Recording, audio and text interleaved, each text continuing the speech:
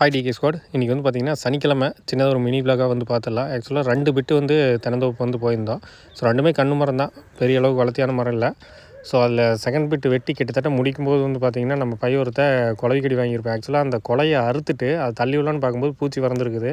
என்னடா குலவி பறக்குது அப்படின்னு பார்த்தோம்னா கோதுமை குலவினா சாதாரணது இல்லை, கதண்டுன்னு சொல்லுவாங்க. 2 கடிச்சுனாவே வந்து பார்த்திங்கன்னா எங்கேயாவது விழுந்து செத்து போயிடலாமான்னு தோணும், அந்தளவுக்கு வந்து வலி இருக்கும்.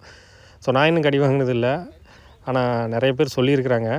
ஸோ அதுக்கு வந்து பார்த்திங்கன்னா பந்தை ரெடி பண்ணி அதை வந்து பார்த்திங்கன்னா தீ வச்சு அந்த கூட்டை எடுத்துடலாம் அப்படிங்கிற பிளானில் வந்து பண்ணுச்சு. ஏன் வந்து இப்படி பண்ணுறோம் அப்படின்னா, இப்போ விட்டுட்டு அப்படின்னா அந்த கூடு பெருசாக குடும்ப உறுப்பினர்கள் அதிகமாகிடுவாங்க. அது நம்மளே மறந்துட்டு வந்து அடுத்த டைம் ஏறி கடி வாங்கிட்டோம்னாலும் ரொம்ப வந்து ஒரு டேஞ்சரான விஷயம். அதனால் கூட்டை மட்டையோடு வெட்டி விட்டு வந்துட்டாங்க இருந்துட்டு. ஸோ அப்புறம் நமக்கு தான் மதியானத்துக்குள்ளே வேலை முடிஞ்சது. அதனால் வந்து பார்த்திங்கன்னா சாட்டர்டே ஆனால் ஒரு T20 மேட்ச் விளையாடுவோம் ஒரு காலேஜ் கிரவுண்டில். சரி அங்கே போகலாம் அப்படிங்கிறக்காக வந்து போனேன். மேக்ஸிமம் வந்து பார்த்திங்கன்னா கொஞ்சம் ஒரு சில டைமு இவனையும் கூப்பிட்டு போய் ஜாலி பண்ணலாம் அப்படின்ட்டு அவனை அப்பப்போ கூப்பிட்டு போவேன். ஏன்னா வீட்லேயே இருந்துட்டு சும்மா அவனுக்குள்ளேயே தனியாக விளையாடிட்டு இருக்கிறது வந்து அவனுக்கு போர் அடிக்கும்ல. கொஞ்சம் பெரிய பசங்களோடலாம் மிங்கிள் பண்ண வைக்கலாம் அப்படிங்கிறக்காக கூப்பிட்டு போனோம். போகிற வழியில் ஒரு கரும்பு ஜூஸ் குடிக்கலாம் அப்படின்ட்டு 2 பேர் போனோம்.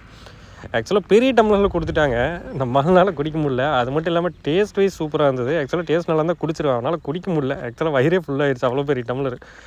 ஸோ என்ன காரணம் அப்படின்னு வந்து பார்த்திங்கன்னா, இப்படி போனோம்னா நிறைய பேர்த்து கூட வந்து பார்த்திங்கன்னா ஜாலியாக பசங்களோடலாம் மிங்கிளாகி விளையாடுவான். இங்கே பாருங்க பவுலிங் போகிறன்ட்டு எப்படி ஜாலியாக விளையாடுறான். அவங்களும் வந்து பார்த்திங்கன்னா நல்லா கோஆப்ரேட் பண்ணுவாங்க. ஒரு சிலர் வந்து மிரட்டுற மாதிரி பண்ணுவாங்க.